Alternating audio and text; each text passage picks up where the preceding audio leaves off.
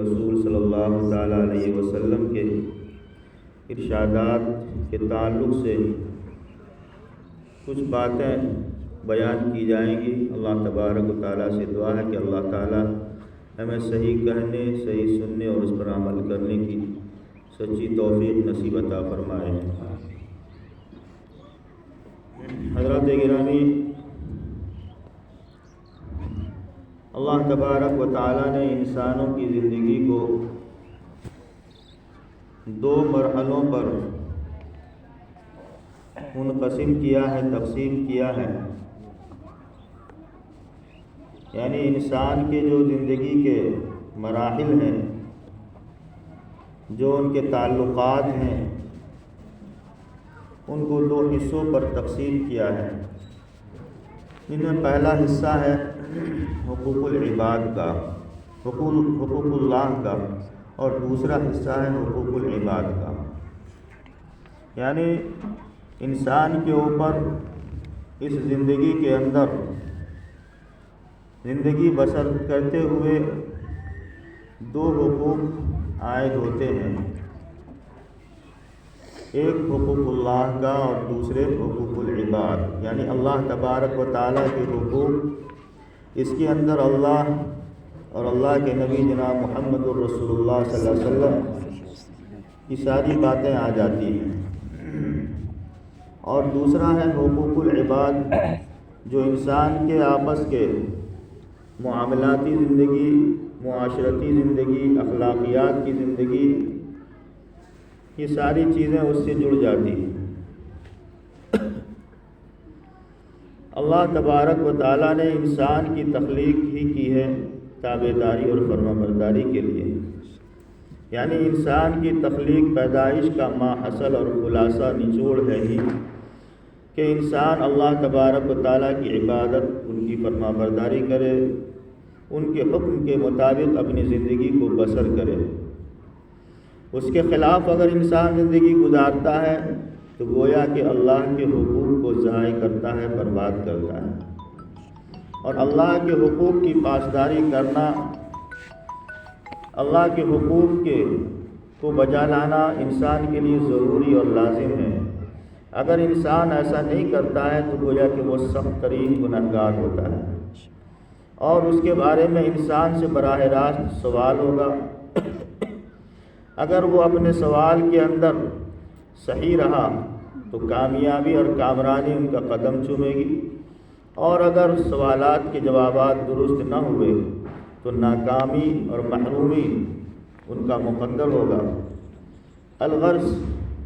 انسان کو اللہ تبارک و تعالیٰ اور ان کے رسول صلی اللہ علیہ وسلم کے احکامات کے اوپر چلنا انتہائی ضروری اور لازم ہے۔ دوسرے حقوق ہیں حقوق العباد۔ ان کا بھی تعلق عبادتوں سے ہے۔ ایسا نہیں ہے کہ حقوق العباد جو ہے وہ دنیا کی حد تک محدود ہے اور دنیاوی معاملات سے جڑا ہوا ایک حصہ ہو کے رہ گیا، بلکہ یہ بھی عبادتوں سے متعلق ہے، اور اس کے اندر بھی اللہ تبارک و تعالیٰ نے جزا اور سزا رکھا ہے۔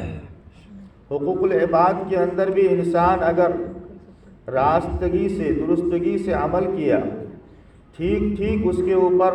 گامزن ہوا چلا، تو پھر اللہ تبارک و تعالیٰ کی جانب سے اس کے لیے اس پر ثواب مرتب ہوتا ہے، خیر مرتب ہوتا ہے، اچھائی کے فیصلے ان کے حق میں کیے جاتے ہیں۔ اگر اس کے اندر گڑبڑی ہے، کوتاہی اور کمی ہے، تو پھر اللہ تبارک و تعالیٰ کی جانب سے اس پر سزا مرتب ہوتا ہے۔ حضرات گرامی، چونکہ آج کی مجلس کا جو عنوان ہے وہ جناب پرویز صاحب کے چھوٹے بھائی جناب فیروز صاحب کی شادی کے تعلق سے ہے، مناسب معلوم ہوتا ہے کہ چند کلمات اسی موضوع پر کر لیے جائیں۔ عام طور پر ہوتا یہ ہے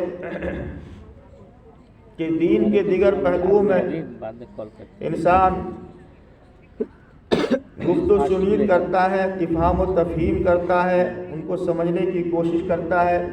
لیکن انسان کی زندگی کا ایک مرحلہ جو شادی کے وقت سے شروع ہوتا ہے، ایک نیا دور، نیا موڑ شروع ہوتا ہے۔ اس کے اندر کے مسائل، ان کے حقوق بھی بہت اہم اور بنیادی ہیں۔ یہ دور، یہ وقت اس وقت سے شروع ہوتا ہے کہ جب سے شادی کے عنوان سے بات چھڑتی ہے، خواہ وہ لڑکے کے جانب سے ہو یا لڑکی کی جانب سے ہو۔ گویا کہ شریعت کے احکام اس وقت سے شروع ہو جاتے ہیں، اور یہ سلسلہ نکاح سے ہوتا ہوا گزرتے ہوئے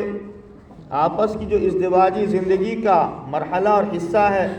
ان سارے راستوں سے آل اولاد اور پھر انسان کے میاں بیوی کے حقوق، حتیٰ کہ ان دونوں کے درمیان جو زندگی کا پارٹ ہے وہ آخر سانس تک جاری رہتا ہے۔ تو یہ مستقل شریعت سے، اسلام سے متعلق ایک حصہ ہے۔ یہ اسلام کے اندر شادی اور بیاہ کو بہت ہی زیادہ اہمیت دی گئی ہے، اور اس کی بڑی افادیت بھی ہے، اس لیے کہ حضرات انبیاء علی نبینا علیہ الصلاۃ والتسلیم کی زندگی بھی ازدواجی زندگی سے جڑی ہوئی رہی۔ انہوں نے بھی اپنی زندگی کے اندر شادیاں کی، ان کے بیوی اور بچے تھے، اور ان کے درمیان انہوں نے اپنی زندگی کو گزارا۔ ایسا نہیں ہے کہ انبیاء علی نبینا علیہ الصلاۃ والتسلیم دنیا کے اندر تشریف لائے تو لوگوں کی تلقین، لوگوں کی تصحیح، لوگوں کی اصلاح کے اندر اپنے وقت کو صرف کیا تو اسی کے اندر منہمک رہے، اور جو ازدواجی معاملہ ہے اس سے ان کا کوئی تعلق نہیں رہا، بلکہ ان سارے حضرات کا معاملہ ازدواجی رہا، سارے کے درمیان بیویاں رہی، بچے ہوئے، وغیرہ وغیرہ۔ تو اس طریقے سے اللہ تبارک و تعالیٰ نے نبیوں کی زندگی کو بھی ازدواجی زندگی سے جوڑا، اور اس کے ذریعے سے امت کو ایک سبق دیا کہ انسان کو آپس میں جب ازدواجی زندگی کے مراحل سے گزرنے ہیں تو کس طریقے سے گزرنے ہیں، ان کے ساتھ کیا کچھ کرنا، ان کے کیا کچھ حقوق ہیں۔ حقوق العباد بڑی اہمیت کا حامل مرحلہ ہوتا ہے، اس لیے کہ شریعت میں حقوق اللہ کے بعد جو دوسرا درجہ آتا حقوق العباد کا، اس کی طرف بہت زیادہ گویا کہ انسان کی توجہ دلائی گئی ہے، بلکہ شریعت کے اندر حقوق اللہ کے بیان کے بعد جو حقوق العباد کا مرحلہ آتا ہے وہ گویا کہ شریعت کے 4 حصوں میں سے 3 حصوں پر مشتمل ہے، یعنی حقوق اللہ ایک حصہ پر ہے اور حقوق العباد کا معاملہ 3 حصوں پر مشتمل ہے، اس لیے کہ انسان کی زندگی مختلف مراحل سے گزرتی ہے۔ انسان کا بچپن ہوتا ہے، جوانی ہوتی ہے،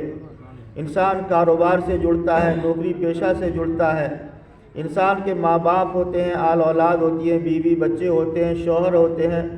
متعلقات ہوتے ہیں، دوست احباب ہوتے ہیں، پڑوسی ہیں، وغیرہ وغیرہ۔ ان ساروں کے درمیان انسان کو رہ کر کے اپنے وقت کو گزارنا ہوتا ہے، تو یہ گویا کہ ایک طویل فہرست ہے انسان کی زندگی کی، اس لیے شریعت نے اس کی تفصیل بیان کی ہے اور اس کے اوپر توجہ دلائی ہے۔ بالخصوص یہ موضوع جو شادی کا ہے، اس کے تعلق سے میاں بیوی کیسی زندگی گزاریں، ان کے آپس کے تعلقات اور معاملات کیسے ہوں، شادی کس انداز میں کرنی چاہیے، شادی کے کیا رنگ اور ڈھنگ ہونی چاہیے، ان ساری چیزوں پر شریعت نے اچھے انداز میں روشنی ڈالی ہے۔ چنانچہ پیارے آقا جناب محمد رسول اللہ صلی اللہ علیہ وسلم نے ارشاد فرمایا کہ بہترین شادی، بہترین نکاح وہ ہے جس کے اندر کم سے کم معمولی درجے کا خرچ ہو، یعنی ہلکا پھلکا خرچ ہو۔ اس شادی کو پیارے آقا صلی اللہ علیہ وسلم نے بہترین شادی قرار دیا ہے، برکت والی شادی قرار دیا ہے، خیر والی شادی قرار دیا ہے، کہ جس شادی کو آقا مدنی جناب محمد رسول اللہ صلی اللہ علیہ وسلم کی زبان سے برکت والی شادی قرار دے دیا گیا ہو، یقینی طور پر وہ برکت والی شادی ہوگی، برکت والا نکاح ہوگا۔ لیکن آج ہمارے معاشرے میں اس سے ہٹ کر کے، اس سے ایک الگ راستہ اختیار کر لیا گیا۔ عام طور پر انسان اپنی پوری کمائی کا نچوڑ اور خلاصہ اور اس کی نمائش جب کرنا ہوتا ہے انسان کو، تو عام طور پر شادی کے موضوع سے، شادی کے موقع سے کرتے ہیں۔ یعنی پوری زندگی کنجوسی سے، بخل سے اور بچاؤ کر کے وہ گزارے گا، لیکن جب گھر میں شادی آئے گی، چاہے وہ لڑکے کی شادی ہو یا لڑکی کی شادی ہو، تو اس طریقے سے اس کی نمائش ہوتی ہے کہ اندازہ نہیں کیا جا سکتا کہ نہ معلوم کتنے اتھاہ سمندر تک ان کے پاس مال و دولت ہو۔ ہر قسم کی دنیاوی لذات، آسائش اس کے اندر شامل کیا جاتا ہے، اور انسان اس بات کی کوشش کرتا ہے کہ میرے اس انتظام، اس انصرام سے لوگ واہ واہ کریں، لوگ اش اش کریں اور تعریف کے جملے کہہ کر کے جائیں۔ لیکن اس کے برخلاف پیارے آقا جناب محمد الرسول اللہ صلی اللہ علیہ وسلم نے برکت والا نکاح، خیر والا نکاح، کم خرچ والے نکاح کو کہا ہے، کم خرچ والی شادی کو کہا ہے۔ بلکہ اس کے برخلاف قرآن مقدس کے اندر فضول خرچی کرنے والے کو تو شیطان کا بھائی کہا ہے، اسراف کرنے والے کو، بیجا خرچ کرنے والے کو شیطان کا بھائی قرار دیا۔ اب اندازہ لگائے کہ ایک طرف پیارے آقا جناب محمد رسول اللہ صلی اللہ علیہ وسلم نے سب بالکل کم سے کم خرچ پر شادی کرنے کو برکت والا کہا، دوسری طرف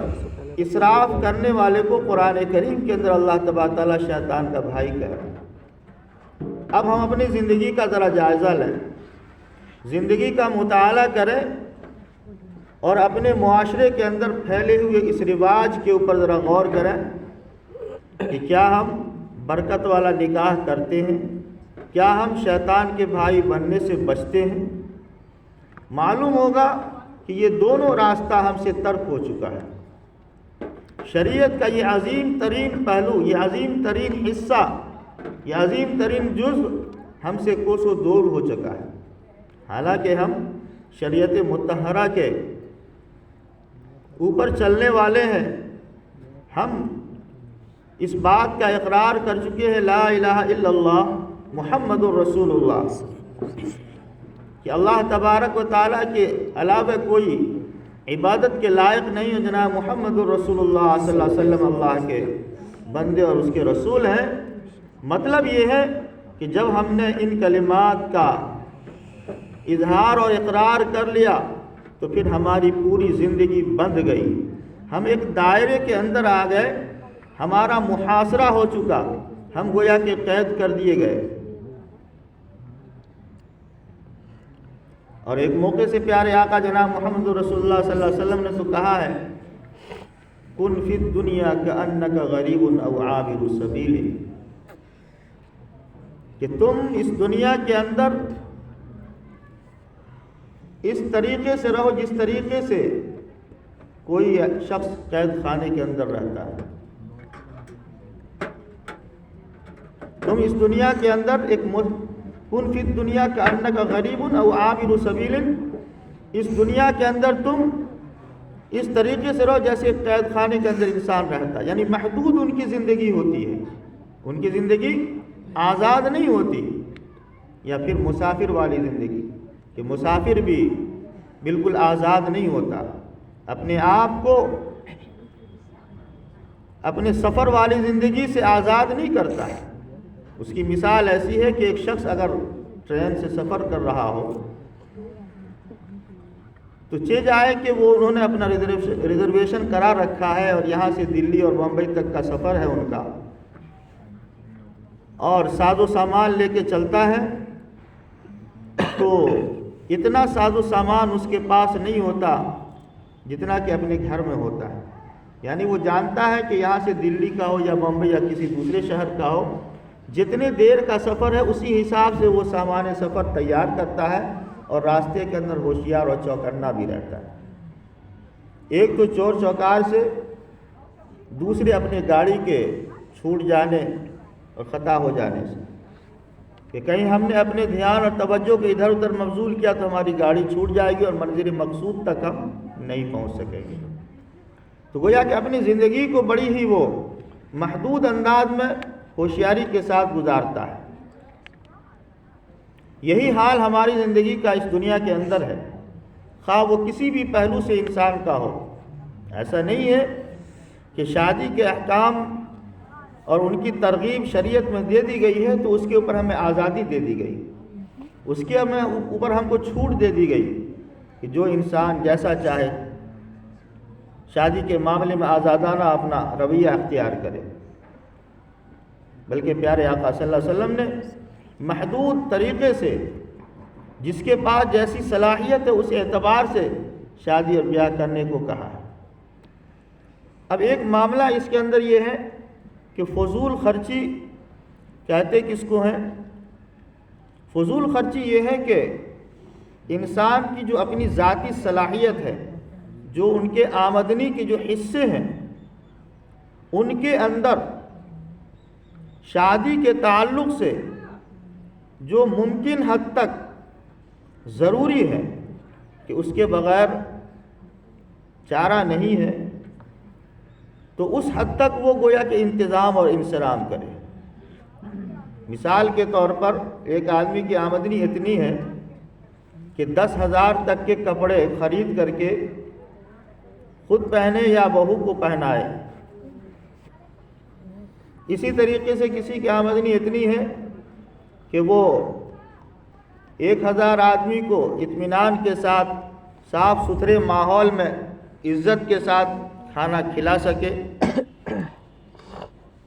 لیکن اس کے بالمقابل وہ اب 10,000 کا کپڑا خریدنے کے بجائے 25,000 کا کپڑا خریدنے چلا کہ تاکہ لوگ ہمارے اس کپڑے سے متاثر ہو جائیں، ہماری تعریف اور تحسین کرنے لگے، اور 1,000 کے صلاحیت کے بجائے کھانے میں 2,000 کو دعوت دینے کی کوشش کی اور اس کے انتظام و نظام کو صحیح نہیں رکھ سکا۔ اس میں افراتفری کا ماحول ہو گیا۔ یا پھر یہ ہے کہ 1,000 کی دعوت تو کی اور اس کے اندر کھانے کے آئٹم اتنے رکھ دیے، اتنا زیادہ چیزوں کا پھیلاوا کر دیا کہ وہ ان کنٹرول ہو رہا ہے، برباد ہو رہا ہے۔ لوگ جوں توں کر کے اس کو لیتے جا رہے ہیں، کھاتے جا رہے ہیں اور پھینکتے جا رہے ہیں۔ تو یہ ہے اسراف، یہ ہے فضول خرچی، اور اس فضول خرچی کے بارے میں کہا گیا ہے کہ اس طریقے سے فضول خرچی کا کرنا، اسراف کا کرنا، گویا کہ وہ شیطان کا بھائی ہے، یعنی شیطان کے ساتھ ان کی یاری ہے، اللہ اور اللہ کے رسول سے ان کی یاری نہیں ہے۔ شیطان کے ڈگر پہ وہ چل پڑا ہے، وہ نفس کے ڈگر پہ چل پڑا ہے، وہ اپنی انانیت کو ظاہر کرنے کی کوشش کر رہا ہے، وہ اپنے مال و دولت کا نمائش کرنے چل پڑا ہے۔ تو ایسے لوگوں سے گویا کہ کوئی اللہ اور اللہ کے رسول کا تعلق نہیں۔ الغرض ہمیں ہر پہلو میں یہ دیکھنا ہے کہ ہمارا یہ عمل شریعت کے موافق ہو رہا ہے یا نہیں ہو رہا ہے، شریعت کے مطابق ہو رہا ہے یا نہیں ہو رہا۔ بلکہ شریعت میں تو شادی کے موقع سے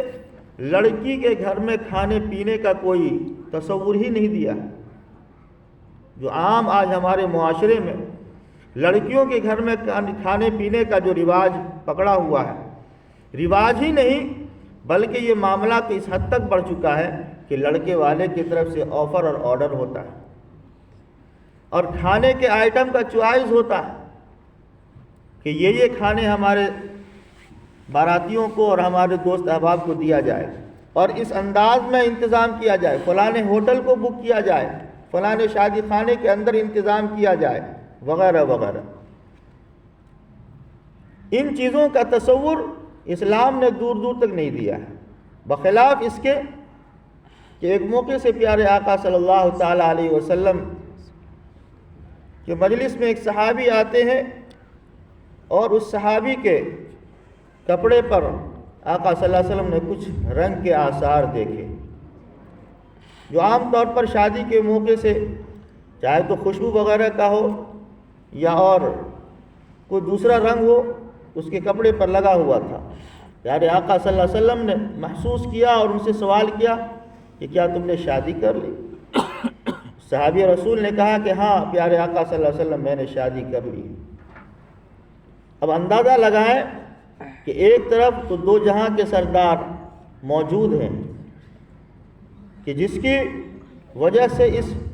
رنگ و کائنات کو سجایا اور بسایا گیا، اور جس کے توفیل ہی گویا کہ انسان کو شادی بیاہ کا موقع اور ماحول بھی مل رہا ہے، لیکن اس کے باوجود ایک طرف اس صحابی نے اس بات کو ضروری بھی نہیں سمجھا کہ پیارے آقا صلی اللہ علیہ وسلم کو ہم دعوت دیں، بلائیں، اپنی شادی میں شریک کریں، اس کے اوپر کوئی گلا شکوہ بھی نہیں ہوا۔ دوسری طرف پیارے آقا صلی اللہ تعالیٰ علیہ وسلم نے اس صحابی کو ترغیب دی، ان کو رغبت دلایا کہ تم ولیمہ کر لینا چاہے ایک بکری سے ہو، یعنی ولیمے کی ترغیب دلائی۔ ولیمے کے بارے میں یہ تصور کہ یہ کوئی لازمی اور ضروری چیز ہے، فرض و واجب کا حصہ ہے، یہ بھی نہیں ہے۔ اگر کسی کے پاس صلاحیت ولیمہ کرنے کی بھی نہیں ہے، اتنی صلاحیت نہیں ہے کہ وہ چند لوگوں کو بلا کر کے اپنے گھر میں کھانے کا انتظام کرے اور ان کو کھلائے، تو یہ بھی ضروری نہیں کہ ولیمہ کرے ہی، اور اگر انہوں نے ولیمہ نہ کیا تو اس کے اوپر طعن و تشنیع کی جائے، ان کا مذاق اڑایا جائے، ان پہ ٹون کسے جائے وغیرہ وغیرہ۔ اس چیز کی شریعت قطعی کوئی اجازت نہیں دیتی۔ یہ انسان کی صلاحیت پر ہے، جیسا کہ آقا نے فرمایا وَلَوْ بِشَاةٍ، اگرچہ ایک بکری سے ہو۔ مراد یہ کہ جو تمہاری صلاحیت ہے، جو تمہاری استعداد ہے، تم اپنے شادی کی خوشی کا اظہار اس طریقے سے کر لو۔ تو اگر کسی کے پاس ایک بکری کی بھی صلاحیت نہیں ہے، اپنے پریوار کے ہی حد تک کی صلاحیت، اپنے پریوار کے اندر ولیمہ کر لیں۔ بلکہ پیارے آقا صلی اللہ علیہ وسلم کی زندگی سے تو یہ بات ہمیں معلوم ہوتی ہے کہ آپ سفر کے دوران ہیں، جنگ کے سفر کے دوران، اور وہاں راستے میں آپ نے شادی کی، اس کے لیے کوئی ڈھول دھماکہ، کوئی رسم وہ جو آج ہمارے درمیان چلتا ہے کہ رسم کرتے کرتے ہی 6 مہینے گزر جاتے، اور پھر اس کے بعد لمبی چوڑی پلاننگ ہوتی ہے تاریخ رکھنے کی، ایک 10 20 25 مہمان ادھر سے آئیں گے یا ادھر سے ادھر جائیں گے، اس کے کھانے پانے کا سارا انتظام ہوگا، پھر تاریخ رکھی جائے گی، مہر طے ہوگا وغیرہ، وہ لمبا چوڑا ہو جاتا ہے۔ یعنی جس خرچے کے اندر شادی بآسانی کم خرچے کے دائرے میں ہو کے ہو جائے، اس خرچے میں تو ابھی تاریخ اور ڈیٹ متعین ہوتا اور مہر ہوتا، اور اب تو اس سے بھی بڑھ کر کے بہت سارے لوگ اب شادی ہال بک کرتے ہیں تاریخ رکھنے کے لیے، شادی ہال بک کرتے ہیں مہر طے کرنے کے لیے۔ اب حد یہاں تک جا چکی ہے کہ جس چیز کو اپنے ایک کمرے میں گھر میں بیٹھ کر کے طے کر سکتے تھے، اس معاملے کو ہم نے کھلے طور پر بڑے میدان میں لے کے چلے گئے۔ یہی ہے فضول خرچی۔ الغرض پیارے آقا صلی اللہ علیہ وسلم نے راستے میں شادی کی، اور صحابہ کرام رضوان اللہ تعالی علیہم اجمعین سے کہا کہ جن جن کے پاس کھانے کے جو بھی چیز ہوں، اب اندازہ لگائیں کہ لوگ سفر میں چلائیں، کیا سفر میں بریانی اور پلاؤ لے کے چلیں گے، قورمہ اور نان روٹی لے کے چلیں گے؟ اور اس دور میں صحابہ کرام کا دور، کسی کے پاس چند کھجور ہوگا، کسی کے پاس سوکھی جو کی روٹی ہوگی، یا اور کچھ اس قسم کے چیز ہوں گے۔ بارہ سنا کہ صحابہ کرام کی زندگی کا ایک بڑا حصہ ایسا گزرا جو فاقہ سے تھا، بھوک رہ کر کے زندگی گزارتے تھے، جنگ کے میدان میں بھی کئی کئی دن تک بھوکے رہ جاتے تھے۔ الغرض صحابہ کرام کے پاس جن کے پاس جو چیز تھا، جن کے پاس نہیں تھا تو نہیں تھا، ایک دسترخوان بچھایا گیا اور صحابہ کرام نے اپنے اپنے جھولی میں سے، اپنے اپنے موٹری میں سے جس کے پاس جو چیز تھا وہ لائے اور اس دسترخوان کے اوپر ڈال دیا۔ چنانچہ کچھ سامان اس کے اوپر کھانے کا جمع ہو گیا۔ پیارے آقا صلی اللہ علیہ وسلم نے فرمایا کہ سارے صحابہ جمع ہو جاؤ، یہ ولیمہ ہے، اس کو کھاؤ۔ تو یہ تھا پیارے آقا صلی اللہ علیہ وسلم کی ایک شادی کا ولیمہ۔ ولیمے کا مطلب یہ نہیں ہے کہ ہم لاؤ لشکر کے ساتھ، نمو نمود کے ساتھ، اپنی ناموری کے ساتھ، اپنے مال و دولت کے اظہار کے ساتھ، صلاحیت سے بڑھ کر کے اس کا اظہار کریں تو گویا کہ ولیمہ ہوگا۔ شریعت نے ہم کو آسان سے آسان راستہ دیا ہے اور پرسکون ماحول دیا ہے کہ جن چیزوں کے اندر شریعت نے ہمیں آسانیاں دی ہیں ان کو ہم نے اپنے لیے مشقت کا، پریشانی کا باعث بنا لیا، اور جہاں پر شریعت نے ہمارے ساتھ سختی کا معاملہ کیا، ہمارے ساتھ اس بات کا رویہ اختیار کیا کہ آپ کو یہ کام کرنا ضروری ہے، لازم ہے، وہاں پر ہم نے اپنے آپ کو ڈھیلا چھوڑ دیا، وہاں پر ہم نے اپنے آپ کو پہلو تئی اختیار کر کے شریعت سے دور ہونے کی کوشش کی۔ معلوم ہوا کہ ہماری زندگی کا حصہ ہماری مرضی کے موافق ہو گیا، شریعت سے کٹ گئے، ہم اسلام سے ہم دور ہو گئے۔ تو یہ تو تھا شادی کے اس مرحلے میں جو آسانی اور فضول خرچی کے تعلق سے ہے۔ دوسرا مرحلہ ہے کہ جب ایک مرد اور ایک عورت جو آپس میں اب تک اجنبی تھے، اب جو رشتہ جڑا ہے، ایک دوسرے کے انتہائی قریب ہوتے ہیں، ان دونوں کے حقوق ہوتے ہیں، ان دونوں کے آپس کی ایک بڑی ذمہ داری ہوتی ہے کہ شوہر ہے تو اس کے ذمے ان کے بیوی کے حقوق ہیں، ان کی ذمہ داریاں ہیں، اس کا پاس اور لحاظ رکھنا ہے، اور اگر بیوی ہے تو اس کے ذمے ان کے شوہر کے حقوق ہیں کہ ان کی ذمہ داری کو سمجھنا ہے، اس کا پاس اور لحاظ رکھنا ہے۔ ایسا نہیں ہے کہ ہم نے اپنی مرضی سے اپنی زندگی کو گزارنا ہے کہ جیسا چاہا بیوی کے ساتھ رویہ اختیار کیا۔ عام طور پر جب بیوی گھر میں آ جاتی ہے تو شوہر یہ سمجھتا ہے کہ ہم مکمل طور پر اس کے مالک ہو گئے، میرا مکمل آرڈر اور حکم اس کے اوپر ہر معاملے میں چلے گا، میں جس طریقے سے چاہوں گا اس کو موڑوں گا۔ شریعت نے اس کے اندر بھی حدود اور قیود متعین کر دیے ہیں۔ وَعَاشِرُهُنَّ بِالْمَعْرُوفِ کہ تم ان کے ساتھ بھلائی کے ساتھ زندگی گزارو، بہتری کے ساتھ زندگی گزارو، حسن کردار کے ساتھ، حسن اخلاق کے ساتھ، حسن اتوار کے ساتھ زندگی گزارو، یعنی ان کے ساتھ اتنی سختی اور ایسا رویہ اختیار مت کرو جس سے وہ عورت پریشان ہو جائے، اس لیے کہ وہ عورت ایک دو بول کے بعد، آپس میں ایجاب و قبول کے بعد اپنے ماں باپ کو، بھائی بہن کو، اپنے اقربا کو، رشتہ داروں کو چھوڑا اور چھوڑ کر کے تمہارے حوالے ہو گئی، تمہارے گھر تک آ گئی، کوسوں دور تمہارے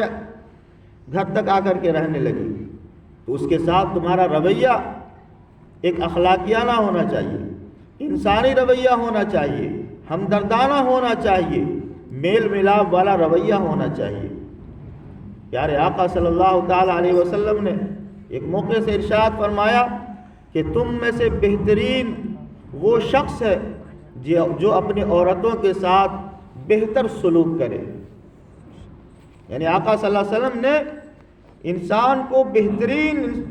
قرار دیا، اس انسان کو بہترین انسان قرار دیا ہے جو اپنے عورتوں کے ساتھ، اپنی بیوی کے ساتھ بہتری کا سلوک کرے، بہتر رویہ اختیار کرے۔ اور پھر آگے آقا صلی اللہ علیہ وسلم نے فرمایا کہ میں تم میں سب سے بہتر اپنے عورتوں کے ساتھ رویہ اختیار کرنے والا ہوں، بہتر سلوک کرنے والا ہوں، یعنی میرا معاملہ اپنی بیویوں کے ساتھ بہت ہی سلجھا ہوا ہے، بہت ہی خوش اخلاقانہ ہے، جس کو خود حضرت اماں عائشہ رضی اللہ تعالیٰ عنہ روایت کرتی ہے کہ پیارے آقا صلی اللہ تعالیٰ علیہ وسلم کی بیک وقت نکاح کے اندر 9 بیویاں تھیں، دنیا کے بہت سارے حال احوال آپ کے ساتھ جڑے ہوئے تھے، لیکن ان سب کے باوجود جب پیارے آقا صلی اللہ تعالیٰ علیہ وسلم اپنے گھر کے اندر داخل ہوتے تو تبسم فرماتے ہوئے داخل ہوتے، ہنستے ہوئے داخل ہوتے، یعنی آپ کے چہرے سے یہ ظاہر نہیں ہوتا کہ دنیا کے بہت ساری ذمہ داریاں، بہت سارے حال احوال آپ سے جڑے ہوئے تھے، آپ تھکے ہوئے ہیں، آپ پریشانیوں سے جوجھ رہے ہیں، اور اس حالت میں گویا کہ داخل ہو رہے گھر میں کہ آپ کا چہرہ اترا ہوا نہیں، بلکہ آپ خوش و خرم جب گھر میں داخل ہوتے تو اہل خانہ کو اس بات کا احساس نہیں ہونے دیتے کہ میں بہت زیادہ پریشانیوں سے دوچار ہوں، میرے سر بہت ساری ذمہ داریاں ہیں، ان چیزوں کا احساس نہیں ہونے دیتے۔ اسی طریقے سے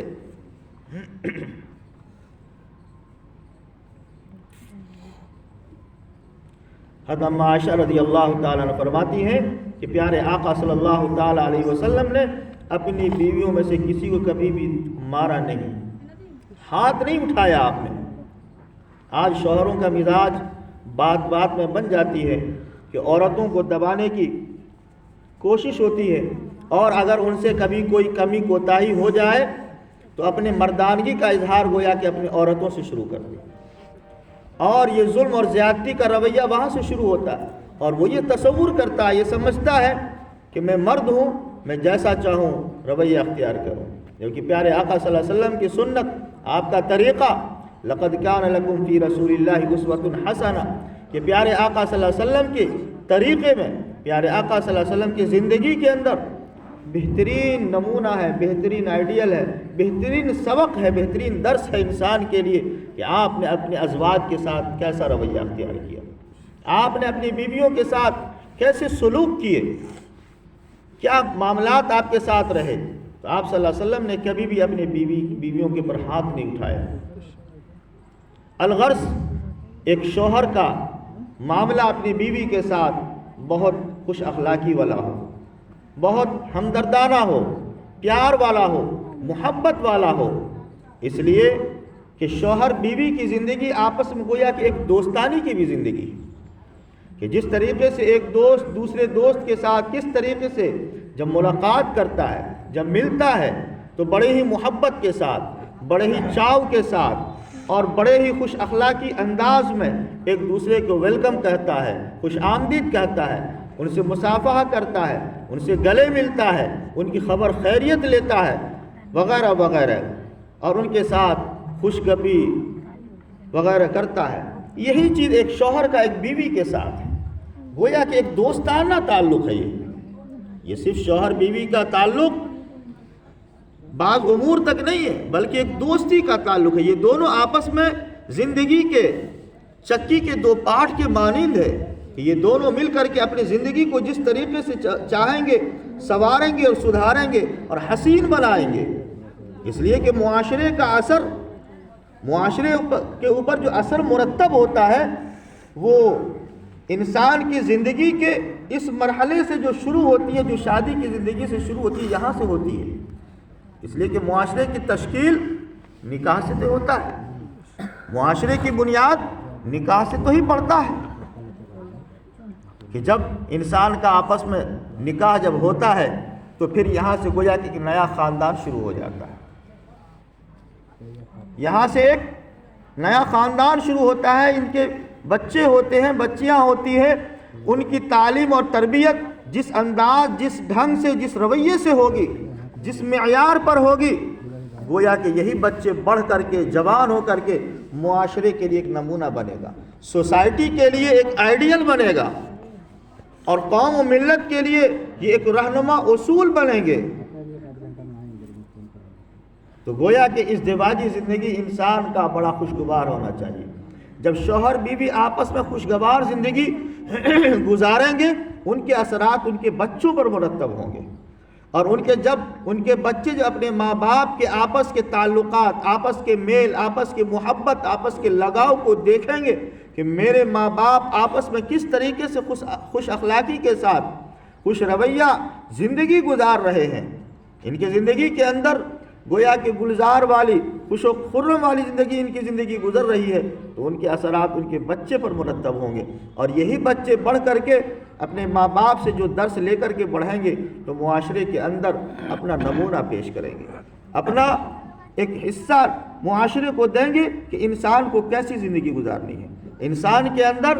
انسانیت کس طریقے سے آتی ہے، انسان کے اندر فلاح اور بہبود کس طریقے سے پیدا ہوتا ہے۔ تو میاں بیوی کی زندگی گویا کہ آپس میں ایک دوستانے کا معاملہ ہے، ایک دوسرے کے حقوق کو سمجھنے، ان کو ادا کرنے کا ہے، تو ایک دوسرے کی کمی اور کوتاہی کو معاف کرنے کا بھی ہے، ایک دوسرے کے مزاج کو سمجھنے کا بھی ہے۔ یہ کوئی ضروری نہیں ہے کہ انسان کا ذاتی جو مزاج ہے، ذاتی جو سوچ ہے، ذاتی جو فکر ہے، اسی اعتبار سے بیوی کی سوچ ہو جائے، بیوی کا مزاج ہو جائے۔ یہ حسن اتفاق کبھی کبھی ایسا ہو بھی جاتا ہے، حسن اتفاق ایسا ہو بھی جاتا ہے کہ شوہر کے مزاج کے موافق بیوی کا مزاج ہو جائے، یا بیوی کے مزاج کے موافق شوہر کا مزاج ہو جائے تو الحمدللہ بڑی خوش آئند بات ہے یہ. لیکن اگر اس کے خلاف مزاج ہے، ہوتا ہے معاشرے کے اندر ایک نہیں انیک ایسی مثالیں آپ کو ملیں گی. ایک واقعہ میں نے پڑھا ایک بزرگ کا کہ وہ جب اپنے مرید کے یہاں گئے کسی دعوت پہ، تو جب ان کے یہاں کھانا پیش کیا گیا تو بزرگ کھانا تناول فرمانے کے بعد اللہ کا شکر ادا کیا. چونکہ مرید کی بیوی تھی تو وہ بھی پس پردہ آئی اور پیر صاحب کو سلام کیا. پیر صاحب نے سلام کا جواب دیا اور کھانے کی تعریف کی کہ ماشاءاللہ آپ کے ہاتھ کا بنایا ہوا کھانا بڑا لذیذ تھا، بہت مزیدار تھا، بڑا مزہ آیا کھانے میں. جب پیر صاحب نے کھانے کی تعریف کی تو اس پردے کے پیچھے سے عورت کی سسکی بن گئی، وہ رونے لگی. پیر صاحب پریشان ہوئے کہ نہ معلوم آخر کون سی بات ہم نے ان کو کہہ دی، میری کس بات سے اس کو پریشانی لائق ہو گئی یہ رونے لگی. تو پیر صاحب نے پھر ہمت کر کے پوچھا کہ بیوی کیا بات ہے، کس بات سے تم پریشان ہو اور رونے لگی؟ تو بیوی نے کہا کہ حضرت میری شادی کے آج 40 سال ہو گئے اور 40 سال سے میں اپنے میاں کی خدمت کرتی آ رہی ہوں، لیکن آج تک میرے شوہر نے میرے ہاتھ کے بنائے کھانے کی تعریف نہیں کی. آج جب میں آپ کے منہ سے یہ جملہ سنا تو میرا دل بھر آیا، میرے آنکھ سے آنسو چھلک پڑے. تو بزرگوں اور دوستو، بیوی کی چیز ہوتا ہے، چونکہ جس خاندان جس ماحول سے آئی ہے ہو سکتا ہے ان کے گھر کے اندر جو بنانے کا انداز ہو، ہر ایک کے گھر کا کھانے کا انداز الگ ہوتا ہے. ہم سے پوچھیے میں بتاؤں گا، چونکہ ہم 10 گھر کے کھانے والے ہیں تو ہم کو پتہ ہے کہ کس مطلب کتنے ہاتھوں کا کھانا کس انداز کا ہوتا ہے. ہر ایک کے گھر کا کھانا الگ الگ انداز کا ہوتا ہے. تو جس ماحول سے وہ آئی ہے اس کے گھر میں جو سسٹم ہے، جو نظام ہے، وہ بیچاری آج بچپن سے لے کے یعنی 7-8 سال سے جو سیکھنے لگی تو لگ بھگ 20 سال 22 سال میں جب شادی ہوتی ہے اس وقت تک جس طریقے کو جس ڈھنگ کو سیکھی وہ آپ کے گھر میں آ کے اسی ڈھنگ کو اختیار کرتی ہے. اور آپ کے گھر کا مزاج الگ ہے، اب یہاں تو میل نہیں کھائے گا. اس کا یہ مطلب نہیں ہے کہ بیوی کے اندر کوتاہی اور کمی ہے. ہاں یہ ہے کہ آپ اپنے کلچر پر اس کو ڈھالنے کی کوشش کریں، آپ اپنے گھر کے اندر ان کو سبق سکھلائیں، بتلائیں، ان کے اندر وقت لگے گا. تو یہ چیز ہوتا ہے، مزاج کے اندر بھی یہی چیز ہوتا ہے کہ کسی کے گھر کے اندر بڑی آزادی ہوتی ہے، بچپن سے لاوالی پن کی زندگی ہوتی ہے، کوئی تربیت کے اوپر خاص توجہ نہیں دی جاتی ہے. اور آپ کا گھر ماشاءاللہ مہذب ہے. آپ نے دیکھا کہ میری بیوی آئی میرے گھر میں اور بڑے پھوڑ انداز میں رہتی ہے، آنے جانے والوں کا کوئی خاص خیال نہیں رکھتی ہے، بڑے چھوٹے کی کوئی خاص اس کے اوپر توجہ نہیں ہے وغیرہ وغیرہ. تو آپ نے کہا کہ کیسی بدقسمت ہم رہے کہ ہمارے اس قسمت میں ایسی بیوی آ گئی. نہیں، بلکہ پیارے آقا صلی اللہ علیہ وسلم نے ایک جگہ ارشاد فرمایا کہ تم ان عورتوں کے اندر غور کرو تو جہاں اگر بہت ساری خرابیاں اس کے اندر ہے تو ہو سکتا ہے بہت ساری اچھائیاں بھی اس کے اندر ہوں. اور اس کارخانہ خدا کے اندر چاہے کوئی بھی چیز ہو، چھوٹی سے چھوٹی اور بڑی سے بڑی چیز کیوں نہ ہو، عمدہ سے عمدہ اور خراب سے خراب چیز کیوں نہ ہو، حتیٰ کہ زہریلا جانور بھی اور چیر پھاڑ کھانے والا درندہ بھی جس کو ہم اور آپ دیکھ کر کے خوف کھاتے ہیں اور جس سے بھاگتے اپنے آپ کو بچاتے ہیں، یہ بھی اللہ کے اس کارخانے میں کارآمد ہے. کس کا کیا کام ہے وہ ایک الگ معاملہ ہے، لیکن ہر ایک کہیں نہ کہیں کارآمد چیز ہے. تو دوسری چیز ہے، دوسرے جاندار دوسری اشیاء جب کارآمد ہے تو انسان جو اشرف المخلوقات ہے وہ تو بدر جہاں ہوگا. تو ہر انسان کے اندر جہاں بہت ساری خامیاں ہیں، کمیاں ہیں، کوتاہیاں ہیں، تو وہاں بہت ساری اچھائیاں بھلائیاں بھی ہیں. تو شوہر کو چاہیے کہ اپنی بیوی کی اس اچھائی کو، اس خیر کو تلاش کرے. چنانچہ ایک بزرگ کا واقعہ کہ اس کی بیوی اس کی نکاح میں جب آئی تو بڑی پوہڑ مزاج کی تھی، یعنی شوہر کے ساتھ تمیز کے ساتھ بات نہیں کرنا، سلیقے سے نہیں رہنا، بد سلیقہ اور آزاد مزاجی وغیرہ وغیرہ۔ تو بہت سارے مرید جب یہ حالات کو دیکھتے رہے کہ پیر صاحب تو پریشان رہتے ہیں اور بیوی بڑی یہ ہے جب نہ تب کچھ نہ کچھ شیخ کو سناتی رہتی ہے اور شیخ اس کو برداشت کر رہے ہیں، جھیل رہے ہیں، تو مریدوں نے مشورہ دیا کہ حضرت کیوں نہیں اس سے اپنا جان چھڑا لیتے، آپ کو عافیت کی زندگی مل جائے گی۔ تو حضرت نے کہا کہ بھائی دیکھو، ان سے جان چھڑانا کوئی بہت بڑی بات نہیں، طلاق دینا کوئی بڑا نہیں ہے، آرام سے ہم طلاق دے سکتے ہیں، یہ ہم سے اب یہ جدا ہو سکتی ہے، ہم اس سے جدا ہو سکتے ہیں اور ہماری زندگی پرسکون ہو جائے گی۔ لیکن اس کے اندر ایک بہت بڑی خوبی ہے، اس کے اندر ایک خوبی بہت بڑی ہے۔ یہ نہیں کہا کہ بہت ساری خوبی ہے، کہا ایک خوبی بہت بڑی ہے، وہ یہ کہ یہ وفادار اتنی ہے، اس کے اندر وفاداری اتنی بڑی صفت ہے کہ اگر ہو نہ ہو، اگر کبھی ایسا میرے ساتھ معاملہ ہو جائے کہ میں کہیں قید خانے میں قید کر دیا جاؤں یا کہیں چلا جاؤں اور اس کو میں گھر کے کسی کونے میں بیٹھا کے چلا جاؤں اور 50 سال کے بعد میں آؤں گا تو میں اس کو وہیں پاؤں گا۔ یعنی وفاداری اتنی بڑی اس کے اندر صفت ہے اپنے شوہر سے کہ دوسری کی طرف نگاہ اٹھا کے نہیں دیکھتی ہے، دوسری کی طرف ان کی توجہ نہیں جاتی۔ تو یہ ہے انسان کی نگاہ، اللہ والوں کی نگاہ، کہ بہت ساری خامیوں کے اندر خوبی کو وہ تلاش کر لیتے ہیں، بہت ساری کمیوں کے اندر بھلائی کو تلاش کر لیتے ہیں اور اپنے گھر کے ماحول اور معاشرے کے اندر خوشگوار زندگی گزارنے کا وہ سامان مہیا کر لیتے ہیں۔ اللہ تبارک و تعالیٰ سے دعا ہے کہ اللہ تبارک و تعالیٰ ہم سب کو اپنے ازدواجی زندگی کو سنوارنے اور سدھارنے کی توفیق عطا فرمائے۔ اگر شوہر ہیں تو بیوی کے ساتھ اور بیوی ہیں تو شوہر کے ساتھ خوش اخلاقی زندگی گزارنے کی توفیق عطا فرمائے۔ آمین۔ وآخر دعوانا ان الحمد للہ رب العالمین۔